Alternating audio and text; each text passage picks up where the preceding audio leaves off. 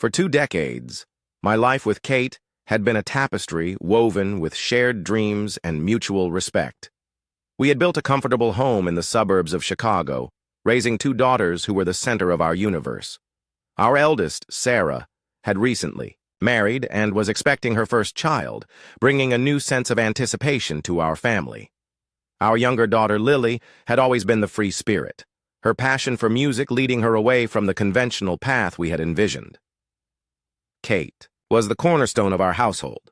She had chosen to be a stay-at-home mother, dedicating herself wholeheartedly to creating a nurturing environment for our children. Her days were filled with PTA meetings, home-cooked meals, and the myriad tasks that kept our family running smoothly.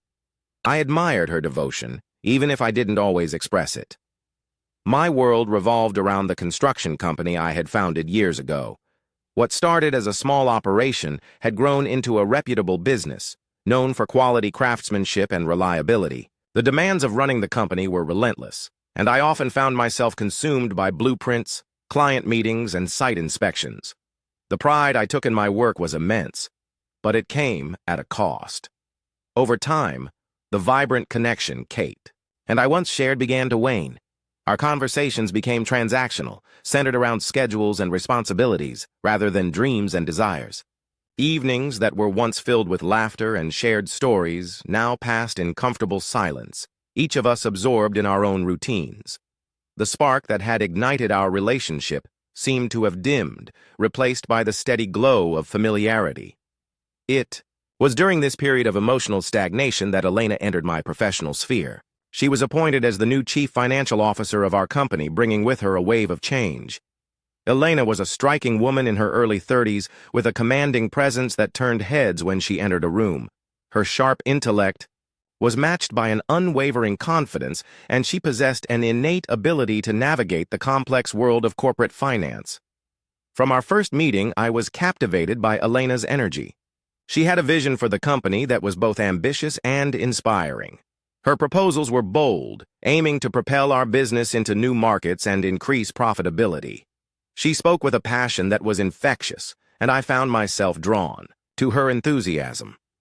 As weeks turned into months, our professional relationship deepened. Late-night strategy sessions became the norm, often extending into dinners where discussions of balance sheets gave way to more personal topics. Elena shared stories of her upbringing, her aspirations, and the challenges she had faced as a woman, climbing the corporate ladder. Her openness was refreshing, and I found myself revealing thoughts and feelings I hadn't expressed in years. One evening, after a particularly grueling day of negotiations, Elena suggested we unwind at a nearby jazz club. The dimly lit venue was a stark contrast to the sterile environment of our offices. As the smooth melodies enveloped us, I felt a sense of ease that had been absent from my life for some time. Elena's laughter was genuine, her company invigorating. It was in that moment that I realized the line between professional and personal had begun to blur. The attraction was undeniable, and resisting it became increasingly difficult. Elena's presence awakened a part of me that I had thought was lost to the monotony of daily life. She challenged me, inspired me, and made me feel alive in ways I hadn't experienced in years. Our interactions were charged with an unspoken tension, each encounter leaving me yearning for more. At home, Kate sensed the shift. She noticed the late nights, the distracted glances, the emotional distance that had grown between us. Her attempts to bridge the gap were gentle but persistent. "Is everything okay, Michael?" she would ask, her eyes searching mine for answers. I wasn't ready to give. I reassured her with half-truths, attributing my behavior to the pressures of work. But deep down, I knew the foundation of our marriage was beginning to crack. The internal conflict was consuming. I grappled with guilt, loyalty, and a longing for something I couldn't quite define. Elena represented a world of excitement and possibility, a stark contrast to the predictability that had come to define my existence.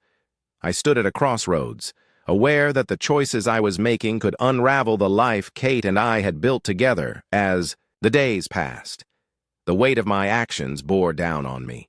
I found myself questioning the very fabric of my identity and the values I had long held dear. The allure of Elena was powerful, but so too was the history and commitment I shared with Kate, caught between the pull of new desires and the anchor of long-standing vows, I faced a decision that would alter the course of all our lives. The weight of my actions bore heavily upon me. Each day, I grappled with the chasm that had formed between Kate and me, a void I had both recognized and contributed to. The late nights, the emotional distance, and the clandestine moments with Elena had culminated in an undeniable truth. Our marriage was unraveling. Summoning every ounce of courage, I prepared to confront the inevitable. One evening, as the sun dipped below the horizon, casting elongated shadows across our living room, I found Kate seated on the couch, a book resting in her lap. The ambient glow of the lamp illuminated her face, revealing lines etched by years of shared joys and silent sorrows. Taking a deep breath, I sat beside her, the space between us both physical and metaphorical. "Kate," I began, my voice trembling, "we need to talk." She closed her book slowly, placing it on the coffee table. Turning to face me, her eyes searched mine, a mixture of concern and anticipation evident. "I've been doing a lot of thinking," I continued, "and I believe it's time for us to part ways." The color drained from her face. "What are you saying, Michael?" "Focus on the family, Canada. I'm saying that our marriage has reached its end. I've found someone else." Tears welled up in her eyes, but she held them back, her voice steady, yet laced with pain. "After 20 years? After everything we've built together?" I nodded, shame washing over me. "I never intended for this to happen, but feelings developed and I can't ignore them." She stood up, wrapping her arms around herself as if to shield against an invisible chill. "Who is she?" "Elena," I admitted, "the new CFO at the company." Kate let out a bitter laugh. "The ambitious one. I should have seen this coming." "I want you to have everything," I said earnestly. "The house, the savings. It's all yours. I owe you that much." She turned to face me, anger flashing in her eyes. "You think material possessions can compensate for breaking our family apart?" I lowered my head, unable to meet her gaze. "No, but it's the least I can do." The days that followed were a blur of legal proceedings and painful conversations. Our daughters, Sarah and Lily, reacted with a mix of disbelief and sorrow. Sarah, heavily pregnant, expressed her disappointment, while Lily, ever the free spirit, remained distant, retreating further into her music. In a modest ceremony attended by a select few, Elena and I exchanged vows. She looked radiant, her confidence and poise captivating. As we settled into our new life together, I was filled with a renewed sense of purpose. Elena's vision for the company was bold. She aimed to elevate it to unprecedented heights. From the outset, Elena's approach was transformative. She initiated aggressive strategies to secure lucrative contracts, often attending high-profile networking events and engaging in negotiations that pushed ethical boundaries. Her relentless drive led to significant changes within the company. Employees, who once felt like family, now operated under a cloud of fear. Elena's management style was unyielding. She demanded excellence and had little tolerance for mistakes. Long-standing team members were dismissed without hesitation, replaced by individuals who aligned with her vision. The once warm atmosphere of the office grew cold and impersonal. At home, the dynamic between Elena and me began to shift. Our conversations, once filled with shared dreams and mutual support, became dominated by business strategies and financial forecasts. Elena's ambition seemed insatiable. She spoke incessantly about expanding the company, acquiring assets, and increasing our wealth. The personal connection we once shared was overshadowed by her professional aspirations. One evening, as we sat in our expansive living room overlooking the city skyline, I voiced my concerns. "Elena, I've noticed a change in you, in us. It feels like our relationship is becoming more about the business than about us." She sighed, placing her wine glass on the table. "Michael, to achieve greatness, sacrifices must be made. We're building an empire here." "But at what cost?" I pressed. "The company culture is deteriorating and I hardly recognize the woman I married." She stood, her eyes blazing. If you can't handle the pace, maybe you're not cut out for this. Her words stung, leaving me to ponder the depth of the chasm that had formed between us. The very passion that had drawn me to Elena now seemed to be driving a wedge between us. I began to question the choices I'd made and whether the pursuit of ambition was worth the personal sacrifices. The evening began like many others in recent months. Elena stood before the full-length mirror in our bedroom, adjusting the straps of a sleek, form-fitting black dress that clung to her figure in a way that left little to the imagination. The dress shimmered under the soft glow of the chandelier, its plunging neckline and high slit exuding an allure that was both captivating and, to me, unsettling. "You're stunning," I murmured, attempting to mask the unease creeping into my voice. "Isn't it a bit much for a business dinner?" Elena turned, a playful smirk dancing on her lips. "Michael, in the world of high-stakes negotiations, presentation is everything. You know that." I nodded slowly, watching as she applied a final touch of crimson lipstick. She was preparing for a dinner with Victor Langley, a prominent figure whose influence could secure us a lucrative contract. Yet, something about the situation gnawed at me. Elena's recent late nights, the hushed phone conversations, the scent of unfamiliar cologne that occasionally clung to her, it all painted a picture I was reluctant to confront. As she kissed me goodbye and stepped into the night, I felt a surge of apprehension. The thought of her meeting Victor alone, dressed as she was, unsettled me to the core. Acting on impulse, I decided to follow her. Navigating the familiar streets of Chicago, I kept a discreet distance as Elena's car wove through traffic. She eventually pulled up to the Gilded Lily, an upscale restaurant known for its exclusivity and discretion. Parking a block away, I approached the establishment on foot, my heart pounding in my chest. Peering through the expansive windows, I spotted Elena seated at a secluded corner table with Victor. He was a distinguished man in his 50s, exuding an air of authority and charm. Their interaction was intimate. Elena laughed at his remarks, her hand occasionally brushing against his. The way Victor's gaze lingered on her, the subtle touches, the shared glances, it was evident that their relationship transcended professional boundaries. A cold realization washed over me. The woman for whom I'd upended my life, the woman I believed was my partner in building a future, was betraying me. The weight of my choices, the bridges I'd burned, the family I'd left behind, all for a mirage, pressed heavily upon me. Determined to uncover the full extent of Elena's duplicity, I delved into the company's financial records the following day. What I discovered was staggering. Elena had been siphoning funds into shell companies, orchestrating a web of deceit that left our once thriving business teetering on the brink of insolvency. Trusted employees had been dismissed, their positions filled with individuals loyal solely to her. The much-anticipated tender with Victor's firm was a facade, a smokescreen designed to mask her embezzlement. Confronting Elena in our penthouse that evening, I laid out the evidence. She didn't deny it. Instead, she met my accusations with a chilling indifference. "Michael," she began, swirling a glass of Merlot, "you were content with mediocrity. I had ambitions, visions of grandeur that you couldn't fathom. At the expense of our company, our employees, our marriage," I shot back, incredulity lacing my words. She sighed, setting her glass down. "Collateral damage. In the pursuit of greatness, sacrifices are inevitable." The woman before me was unrecognizable. The passion that once drew me to her had morphed into a ruthless ambition that knew no bounds. The subsequent weeks were a maelstrom of legal battles and public scrutiny. I filed for divorce, but the damage was irrevocable.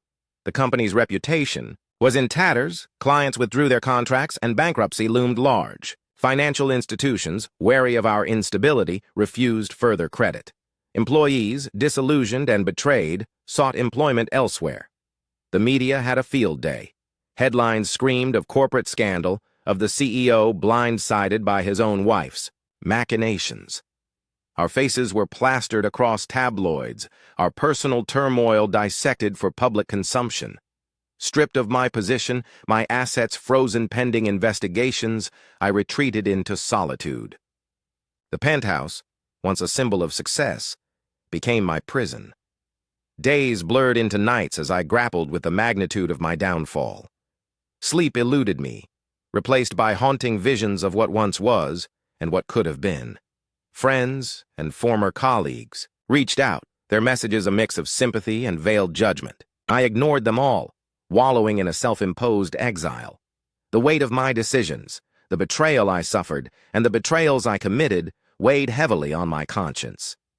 One evening, as rain pattered against the expansive windows, I found myself staring at the cityscape, the lights a stark contrast to the darkness enveloping me. The reflection staring back was that of a man I no longer recognized, a man broken by his own choices, a cautionary tale of ambition, trust misplaced, and the devastating consequences of betrayal.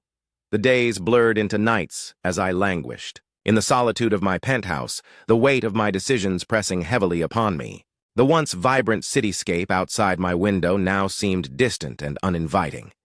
I had become a prisoner of my own making, ensnared by regret and despair.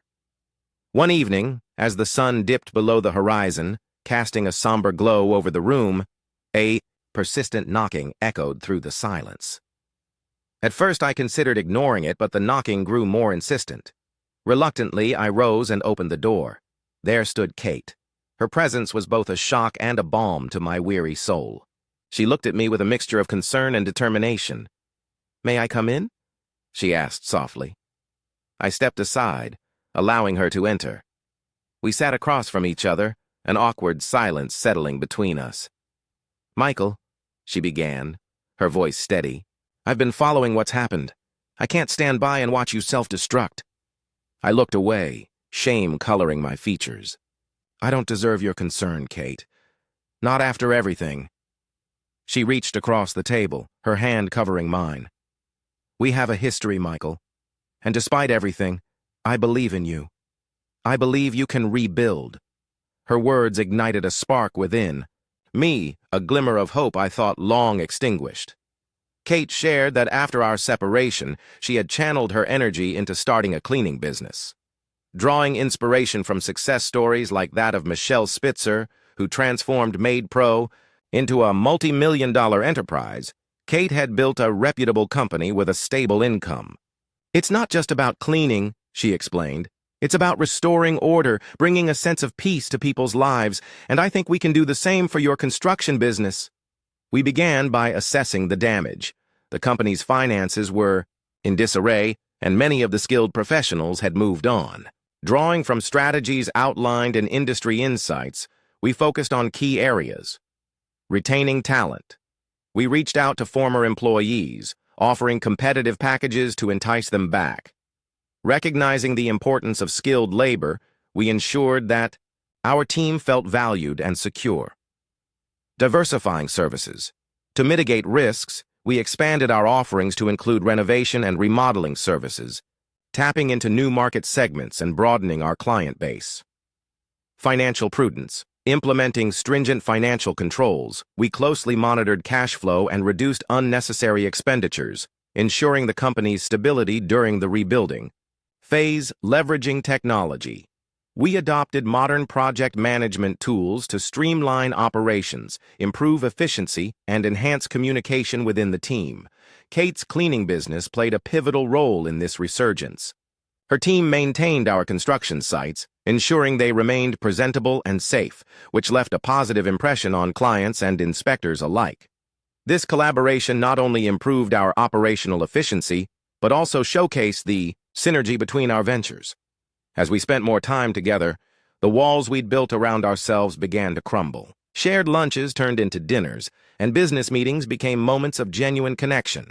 The laughter that once filled our home found its way back into our conversations. One evening, after finalizing a significant contract, we found ourselves reminiscing about the past.